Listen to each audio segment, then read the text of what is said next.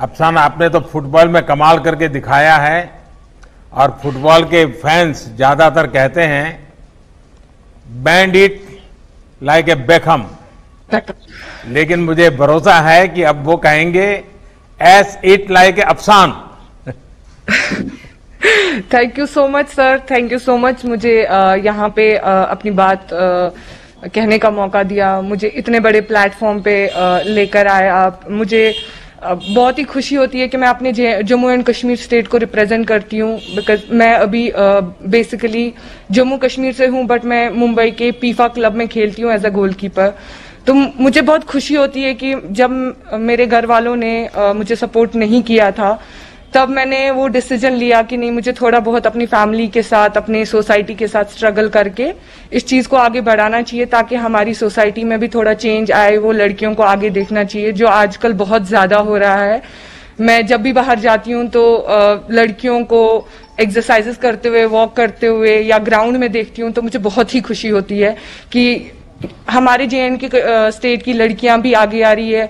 Not even Jammu and Kashmir, all over country जितनी भी लड़कियां, उनको आगे आना चाहिए, ना कि पीछे रहना चाहिए। हमें अपनी बात हर किसी के सामने रखनी चाहिए और खुद को फिट रखना चाहिए, जो बहुत ही बड़ी बात है। क्योंकि एज अ लाइक संसार में बोला जाता है कि औरत पे बहुत सारी चीजें डिपेंड करती है, जैसे औरत माँ होती है, बेटी होती है, किसी की बहू भी बनती है, तो उसको बहुत सारी चीजों से गुजरना पड़ता है। तो उस चीज के लिए एक लड़की को फिट रहना बहुत जरूरी है।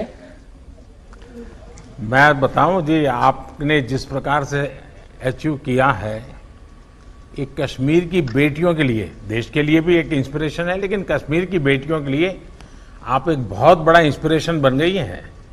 और आपने खुद ने तो तपस्या की है, लेकिन कई बच्चियों को जीवन में कुछ कर दिखाने के लिए आपने उनको इंस्पायर किया है। इसलिए आप सचमुच में बधाई के पात्र हैं और मुझे विश्वास है कि आपको फॉलो करके देश भर में लड़कियां जरूर आगे आएंगी और आगे तक जाएगी। लेकिन आप तो गोलकीपर के रूप में भी काम करती हैं। जी सर, मैं एज अ गोलकीपर मेरा पोजीशन है। तो फिर तो आपको सिर्फ फिजिकल नहीं, थोड़ा मेंटल मुझे अलर्टनेस भी करना पड़ता होगा। फिजिकल और मेंटल और फ्लेक्सिबिलिटी पे ज्यादा ध्यान देना पड़ता है, क्योंकि एज ए कीपर मुझे बहुत सारे जंप्स, डाइव्स वगैरह करने पड़ते हैं। तो मुझे उस चीज के लिए खुद को बहुत ज्यादा फिट रखना, अपने बॉडी वेट को मेंटेन करना पड़ता है, ज्यादा ना हो कम ना हो, ताकि मैं लाइक जब भी हम गोल पोस्ट पे खड़े होते हैं तो कीपर एक ऐसा इंसान होता है जो पूरा मैच देख रहा होता है, हर एक प्लेयर पे उसकी नजर रहती है। तो कीपर पे आई गेस मुझे लगता है 60% गेम डिपेंड रहता है, वो पूरा अपनी टीम को चलाता है। तो कीपर का फिजिकली फिट रहना जरूरी नहीं, मेंटली फिट रहना भी बहुत जरूरी है। आप इसके लिए जो करती हैं कुछ बताओगी, ताकि हमारे देश के नौजवानों को आपका रूटीन कैसे होता है, कैसे करती हैं आप, थोड़ा सा उनको गाइड करिए। मैं मोस्टली मॉर्निंग सुबह 5:30 ग्राउंड जाती हूँ, ग्राउंड पे अपना वर्कआउट स्टार्ट करती हूँ। मॉर्निंग में 5:30 उठ के पहले मेडिटेशन करती हूँ, ताकि अपना माइंड कूल एंड काम रख सकूँ।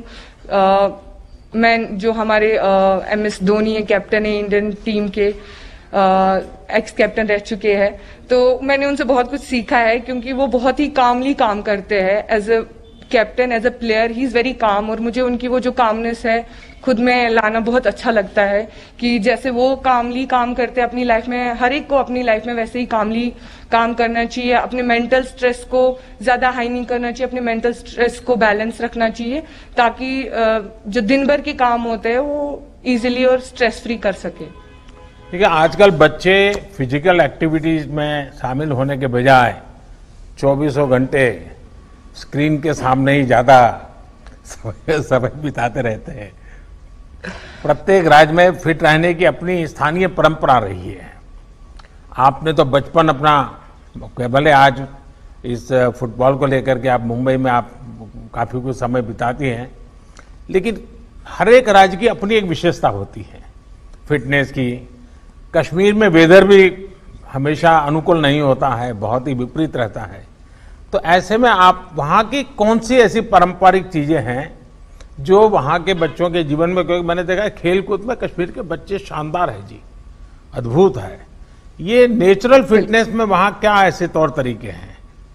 मोस्टली हम एक हाई एल्टीट्यूड पे रहते हैं, तो यहाँ पे जो ब्रीथिंग का जो प्रॉब्लम होता है, जब हम बाहर जाते हैं दूसरे स्टेट्स में खेलने जाते हैं तो हमें वो ब्रीदिंग प्रॉब्लम नहीं होता। हमारा स्टेमिना जो होता है वो बहुत ही ज्यादा अच्छा होता है उस लेवल के लिए जो हम यहाँ पे ट्रेनिंग करते हैं। और मैं वैली से बिलोंग करती हूँ, सब बोलते हैं पैराडाइज ऑन अर्थ है, तो डेफिनेटली पूरे चारों तरफ हमारी ग्रीनरी होती है जो हमें बहुत हेल्प करती है ब्रीथ करने में, हमें फ्रेश एयर मिलती है। That's very important for to breathe कि हमें फ्रेश एयर मिलनी चाहिए, तो वो बहुत हेल्प करती है। और हमारे जो माउंटेन्स है, ऑल हमारे जो सराउंडिंग है माउंटेन से भरे पड़े हैं, तो डेफिनेटली उन चीज़ों से हमें बहुत हेल्प मिलती है। डेफिनेटली यहाँ पे ट्रैकिंग का बहुत ज़्यादा बच्चे ट्रैकिंग को बहुत दिलचस्पी लेते हैं ट्रैकिंग में, क्योंकि माउंटेन्स है, उन चीज़ों से हमें बहुत हेल्प मिलता है। और हमारी जो मोस्टली जो होती है मन की शांति के लिए नेचर होना बहुत ज़रूरी है। अफसाना, आपको बहुत शुभकामनाएं और आप देश का भी नाम रोशन कीजिए और हमारे कश्मीर का नाम भी रोशन कीजिए। बहुत बहुत बधाई आपको। Thank you so much sir.